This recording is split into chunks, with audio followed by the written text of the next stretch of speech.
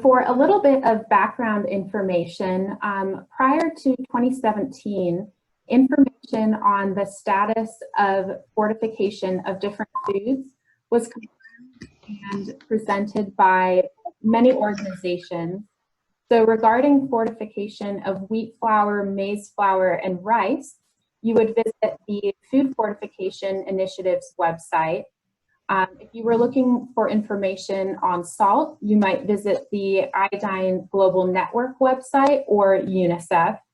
And for information on oil fortification, often you would visit the website of the Global Alliance for Improved Nutrition's website. If you wanted to know the status of other mass fortified foods, such as milk and soy sauce, you had to contact people in each country or region, or providers of the vitamins and minerals sold to fortify food. Since the launch in September 2017, the Global Fortification Data Exchange, or GFDx for short, has collected and visualized standardized information on 5 fortified foods. So now we have one centralized place to go for food fortification. For other mass fortified foods, though, you still have to engage with other contacts to get this information, but there may be potential to include other types of food in the GFDx in the future. With the GFDx, our goal is to provide open access to fortification data to enable decision making by government, implementing agencies, and other groups to use data to improve the quality of national fortification programs. In 2017, indicators that were included on the website included legislation status, fortification standards, and availability of food for human consumption. And those indicators were included for the 5 foods at the bottom of this slide. And then as of February 2019, indicators were added related to the scope of mandatory legislation, such as whether all types of oil must be fortified, the quantity of industrially processed food, availability of protocols that governments have to carry out fortification monitoring, quality of fortification, and coverage for, again, the 5 foods on the slide. The information is available for more than 190 countries. However, it's worth mentioning that some of the indicators only apply to countries that have mandatory fortification of 1 or more of the 5 foods.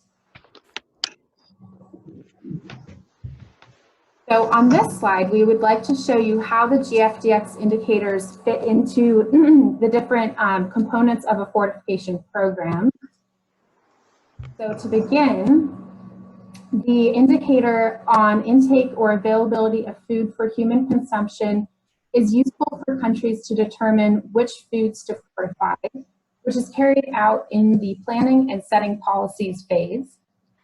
Additionally, in this phase, it is useful to know the quantity of a food in a country that is industrially processed, which presents an opportunity for fortification. So fortification is most easily implemented when food is industrially processed. The indicators related to legislation status, scope, standards, and monitoring protocols fit into the implementation and evaluation phase, since these indicate the role played by different agencies in fortification. And then the quality and coverage of fortification refer to ongoing implementation and evaluation, since monitoring data inform how well the food is fortified and who is consuming it. Fortification programs may conduct a second evaluation to assess the health impact of fortification. This information is currently not included in the GFDx. However, we plan to include it in the near future. Okay, so now I'm going to move on to give a demonstration of the actual website, which is fortificationdata.org. And again, could someone please confirm that you are now able to see the website instead of PowerPoint? Yes, I can be able to see. Great, thank you. So this is the homepage of the GFDx website. You'll see the website is available in both English and Spanish. And when I click on the data page on the top left-hand side of the website, that will take us to the visualizations that we have. You can also see that any visualizations that have the title New Feature below the image of the visualization were recently added to the GFDx, while the others have been on the website for some time now. And I scrolled down to the bottom of the data page, so below all of the available visualizations, continue scrolling, you'll see that the entire GFDx database is available for free download. So these, it will download as a CSV file. If you prefer to only download the data for one specific visualization, there is a download button that's available at the bottom of each of these visualizations. So I'm going to scroll back up to show you one of the first visualizations. So I will first show you the country dashboard. And it might take a second to load. So this feature was added to the website in fall of 2018. So on this page, all the data in the GFDx database for one particular country are summarized in one place. So as an example, I will search for South Africa, and I do that by typing the country name in the search bar that appears on the top of the map. Now you can see that the dashboard has populated with the data available for South Africa. So you can see as I scroll down that we are showing South Africa has mandatory maize flour fortification, and then there's additional information related to that section focused on only maize flour. If I continue scrolling down, we can see oil and rice fortification legislation status in South Africa is unknown, which basically means that we haven't found any information that says there is mandatory or voluntary fortification of these two foods. If I continue scrolling down, we'll move down to both salt and wheat flour. So at the top here, we can see that there is mandatory salt fortification in South Africa, and then additional details regarding that. Again, for example, what nutrients must be added to salt. And then the same thing for wheat flour. We're showing that there is mandatory wheat flour fortification in South Africa. And then again, we can see other information available. For example, again, the nutrients that must be added to wheat flour. So next, I will show you a different visualization that has newly been added to the website. So that is the fortification legislation scope that falls under the legislation status. I will again open this visualization.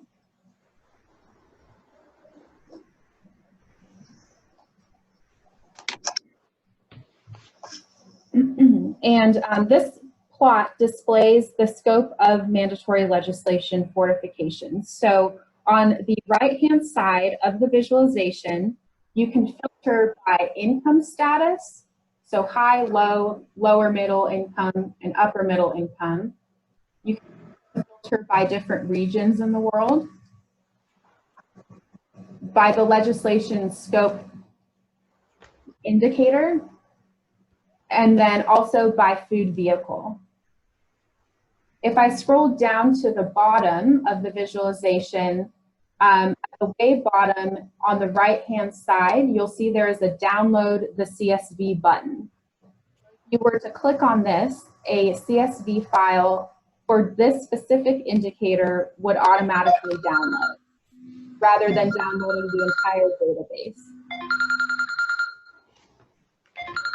So for the purpose of demonstrating this visualization, sorry, 1 second, I just needed to put someone on mute. For the purposes of this visualization, I will show you the information that we have on Kenya regarding mandatory maize flour fortification. So Kenya, I will highlight here so you can all see, has shows that all types of maize flour must be fortified. Additionally, we can see that any maize flour that is domestically produced and imported into Kenya must be fortified according to mandatory legislation. And then moving over to the right-hand side, we can see that, again, in Kenya, any maize flour for household use or for processed food must also be fortified. But it looks like, according to legislation, maize flour that might be used for animal feed or any maize flour that is donated, legislation does not state that these two types must be fortified. And if we hover over a particular bubble, we can see more information regarding that legislation scope. So for example, the source of the information. And then lastly, I am going to show you a map that displays coverage of each food vehicle.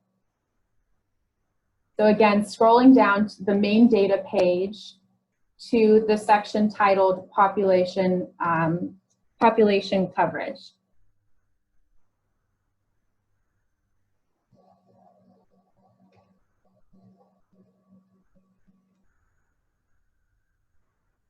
So this map displays the proportion of the population that eats the food, fortified food in question, as well as the households reporting to use that food. So if we filter the food vehicle to salt, again on the right-hand side of the visualization, we can see that there are 76 of 117 countries with mandatory salt fortification that have coverage data in the GFDx database. We can search for a particular country in the search bar that appears at the top of the visualization. So this time I will search for Bulgaria. We can see that the map will zoom in to that country. And then if we hover over the particular country, you'll be able to see the exact coverage percent and again, the source of that information.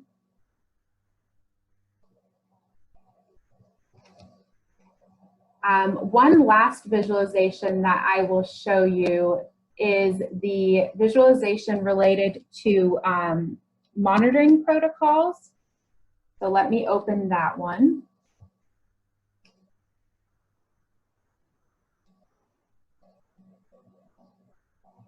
So this visualization again shows whether a country has external or import regulatory monitoring protocols for specific food. So an external monitoring protocol is used for monitoring fortification at domestic production facilities, while an import monitoring protocol is used for monitoring fortification at importation sites.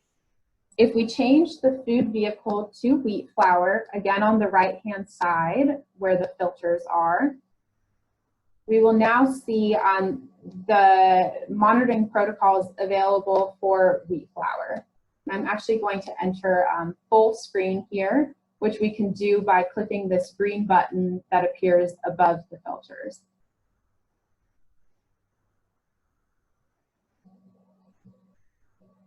So if I scroll down to Cameroon, again, I will highlight the country name so you can all see it. We can see that Cameroon has an external monitoring protocol for wheat flour by hovering over this green bubble. And we can see, again, the source of that information.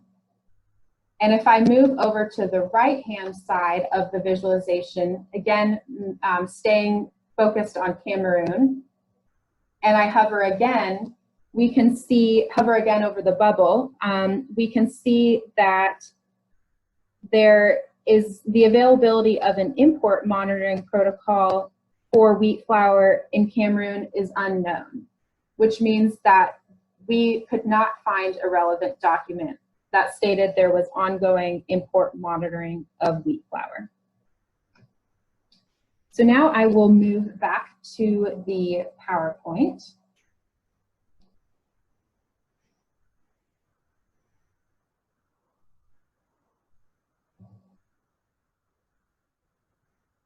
So between September 6, 2017 and May 16, 2019, the GFDx has had nearly 10,000 users from 172 countries.